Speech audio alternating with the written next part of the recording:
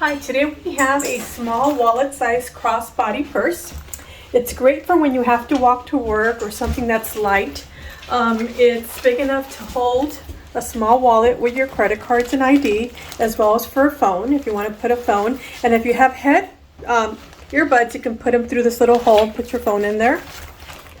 It's very small, easy to carry, and it's very discreet so that when you're walking you don't have to worry about somebody grabbing it or losing it. What's great about this little wallet crossbody is that you can hide it. So if, say, you're walking in downtown like I do every day for work, you can hide it.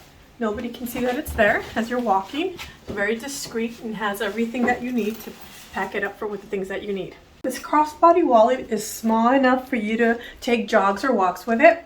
You can put your earbuds in. It has a little discreet little hole here for you to put it in and connect it to your phone.